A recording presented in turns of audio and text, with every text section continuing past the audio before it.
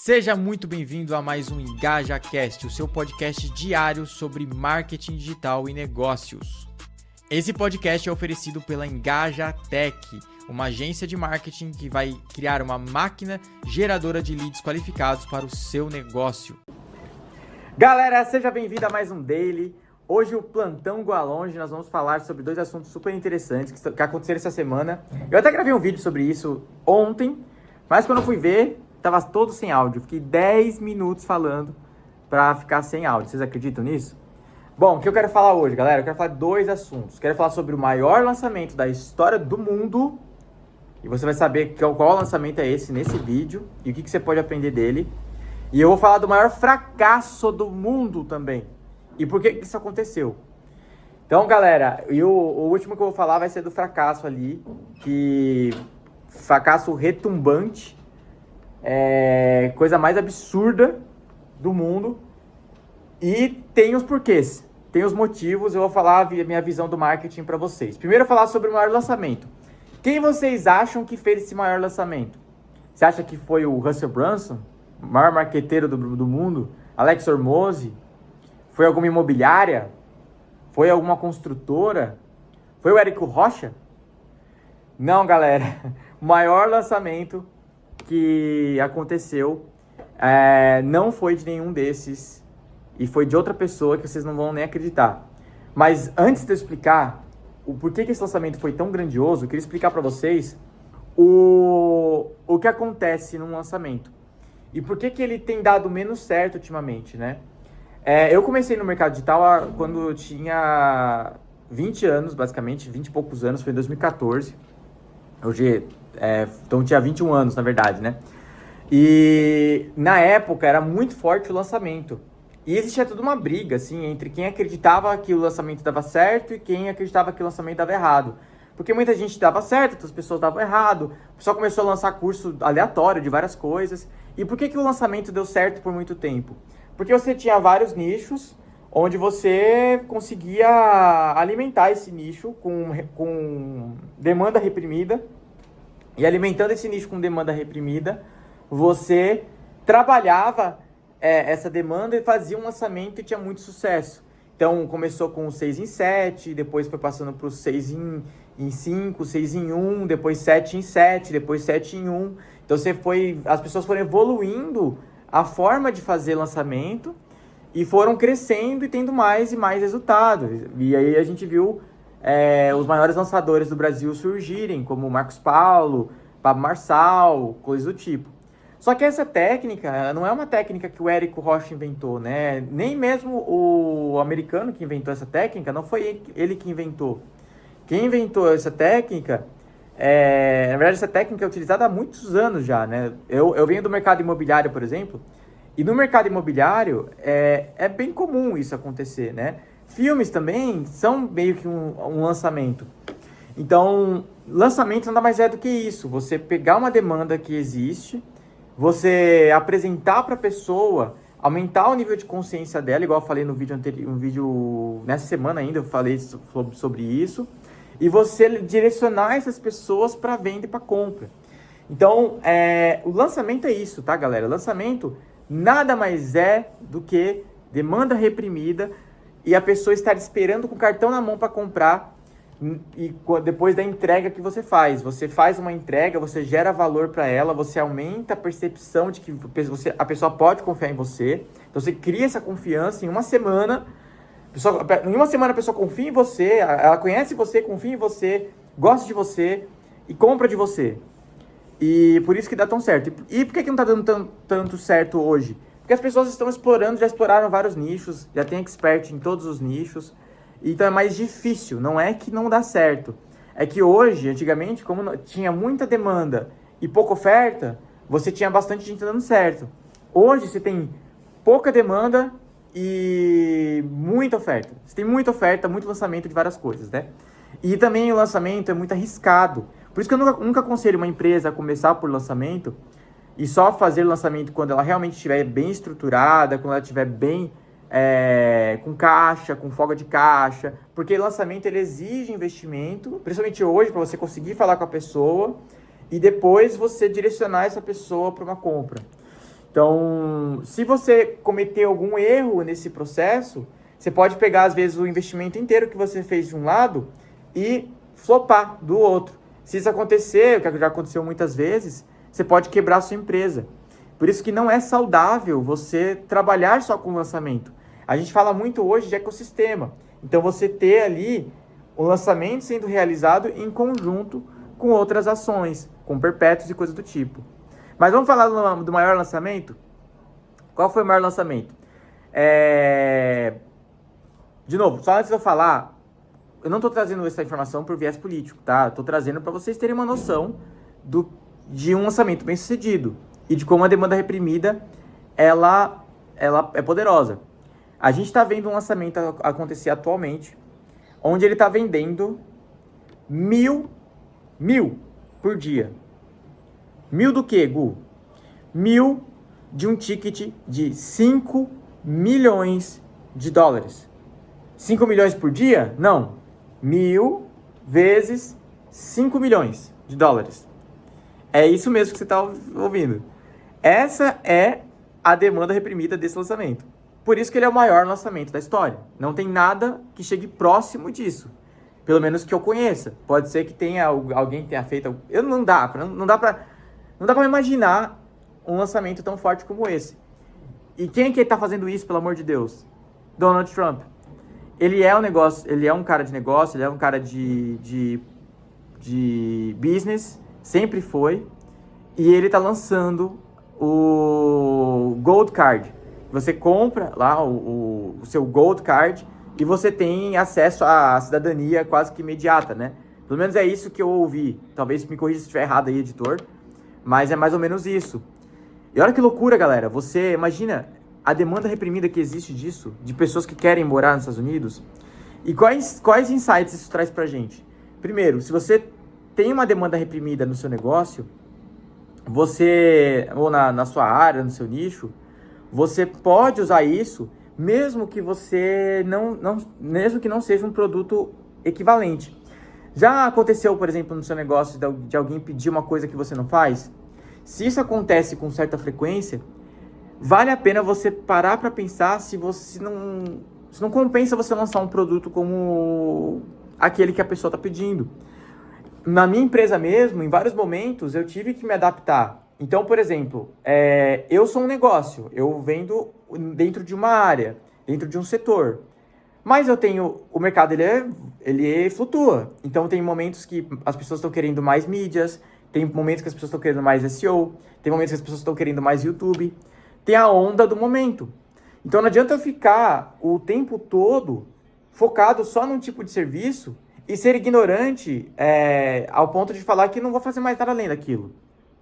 É claro que é bom você focar, mas eu sempre falo de focar em um mercado, não em uma entrega, não em um produto. Esse é o erro de algumas empresas. Eu tenho foco, eu foco em um produto só. Isso pode estar prejudicando, porque o seu cliente precisa de mais coisa. É você focar no cliente e não no produto. Dá para você ser centralizador de produto ou centralizador de pessoas. Seja centralizador de pessoas, de clientes, né? Customer centric. Acho que é isso. Então você vai conseguir focar na coisa certa. Então o Donald Trump, o que ele fez? Ele queria levantar mais caixa para os Estados Unidos, né? Mais caixa, entre aspas, né? Mais valor para os Estados Unidos. Ele viu que existe uma demanda gigantesca de pessoas que querem morar lá. E ele quis qualificar melhor o público dele. Então ele colocou um ticket altíssimo, 5 milhões, só paga quem pode mesmo. E tá vendendo 1.000 por dia. Então, realmente é muito poderoso. E aí entra outra questão também, que eu falei no vídeo que ficou sem áudio, que é a questão de você, às vezes, não criar um produto, ou não criar uma solução, ou não criar um produto de alto valor, por ter medo de não ter pessoas que tenham dinheiro para pagar aquilo. Isso é uma escassez da sua cabeça. Eu já falei com um empresário muito grande, que às vezes ele mesmo tinha essa mentalidade de que o povo não paga. E não é assim. Você tem pessoas com mais ou com menos dinheiro. E você tem pessoas que têm o suficiente para pagar. Olha lá, 5 milhões de dólares e tem 1.000 pessoas pagando todos os dias. Então esse é um insight legal para você também, tá? Então esse era o primeiro assunto que eu queria falar. Então, trazer esses insights para vocês a respeito desse maior lançamento, de você buscar a demanda reprimida dentro do seu mercado e de você buscar, principalmente, além da demanda reprimida, criar produtos de alto valor, acreditando sim que pessoas podem pagar por isso, tá? E aí a gente vai para o segunda coisa que aconteceu essa semana aí, que tá bombando, que é o maior fracasso da Disney até agora, tá? Eu acho que, de longe, esse é se não é o maior, é um dos maiores fracassos, com certeza entre top 3 ou top 5 ali, ele está, que é o Branca de Neve. E eu não quero discutir política, nem coisa do tipo, nem se teve lacração, se não teve, apesar de já deixar claro aqui pra vocês, teve lacração nesse filme e tal, mas enfim, não é esse o ponto. O que eu quero passar pra vocês aqui é a visão de marketing do porquê isso aconteceu. Pra mim isso é muito claro, tá? Do porquê aconteceu. E como que uma empresa tão grande como a Disney, que investiu tanto, 250 milhões, como os maiores marqueteiros do mundo, também pode cometer erros. E comete, tá? E por mais que você tenha o melhor BI do mundo, por mais que você tenha a melhor inteligência de mercado do mundo, você comete erros ainda. Você vai cometer erros. Pensa no tanto de dinheiro que a Disney tem, quanto ela não pode investir, por exemplo, em pesquisa, para entender o que o público dela quer, e mesmo assim ela cometeu um erro desse. Por que isso acontece? Por vários motivos, galera. Um dos motivos é a própria arrogância dela, né? De achar que... Por que acontece? A Disney tem uma base de fãs muito grande. São milhões e milhões de pessoas indo até o parque dela, milhões de pessoas... visitando e cultuando essa, entre aspas, adoração para a empresa. Tanto que ela não precisa investir num marketing bem certeiro, porque o público dela faz o marketing dela. O público dela divulga cada passo que a empresa dá. Até tenta ficar adivinhando o que está acontecendo. Tenta pegar coisas que estão dentro dos bastidores para trazer de notícia. Então ela já é um ecossistema completo, é um mar azul gigantesco. Só que ela confiou demais nisso e misturou as bolas. Então ela deixou que uma atriz, uma funcionária, digamos assim, posicionasse a empresa politicamente. E esse foi um erro absurdo. E o outro erro que ela cometeu foi de subestimar o poder da nostalgia das pessoas. A Branca de Neve é um clássico premiado, um clássico atemporal, que, ao contrário do que muita gente acha, não fala da mulher ser dona de casa, como o pessoal estava falando, do patriarcado, ou do príncipe que salva a princesa. Ele fala da bondade, ele fala de vencer apesar dos seus defeitos. Ele fala de como ser uma pessoa boa internamente é mais importante do que você ser só casca. É isso que é o filme. Sempre foi isso. E eles tentaram apagar tudo isso e colocar no meio uma mensagem politizada. Uma mensagem que não tinha nada a ver. E eles forçaram a barra nisso, né? E a Disney autorizou isso. Só que, fazendo isso, ela pegou o seu principal fã, a pessoa que quer assistir aquilo, e falou, não, esse filme não é pra você. Então é pra quem? Quem é o fã da Disney? Então, o insight que eu tiro disso, porque os números já estão mostrando, foi um fiasco absurdo esse filme. Ela tá... várias salas vazias, o pessoal vai lá nos Estados Unidos lá, filmar as salas, não tem ninguém. O pessoal boicotou mesmo esse filme, porque... E não é por conta só da política, é porque a pessoa que quer assistir um filme da Branca de Neve, essa pessoa, ela quer sentir aquele calor da infância dela, ela quer sentir aquele carinho, e quer rever aquela produção, só que nos dias de hoje, só com a imagem de hoje, com a gravação de hoje, com a atuação. Ela quer ver aquele desenho dela se tornando um pouco mais real. É só isso que essa pessoa quer. E não foi o que a Disney fez, porque ela não entendeu o que a pessoa quer. Então é muito importante a gente olhar e ouvir as pessoas, porque não é como se ela não tivesse acesso a essa informação. Ela sabia que isso ia acontecer. Ela estava ciente que isso ia acontecer. Não era difícil. Se você entrasse em qualquer canal de Disney, de qualquer coisa, mesmo dos fãs, você ia ver o pessoal reclamando que não fazia sentido aquilo. Então, é muito louco isso, né? A gente parar a pensar como uma empresa tão grande pode errar desse jeito. E traz pra gente como a gente não pode ser arrogante. A gente tem que ser humilde e entender o que o nosso público quer. Não é porque hoje você está vendendo lá 2, 3 milhões por semana, 1 milhão por dia, que você está 100% protegido de falhar. É bíblico isso, né? Então, assim, você precisa ser humilde, entender o que o seu público quer e entregar isso para ele da melhor forma possível. Não existe maior lição de marketing do que essa. E a gente vê isso no dia a dia. O que vocês acham desses assuntos? Vocês concordam comigo? Vocês não concordam comigo? Deixa aqui embaixo e a gente se vê no próximo vídeo amanhã, hein? Tamo junto. Amanhã é Gu Pergunta, hein? Pergunte ao Guru.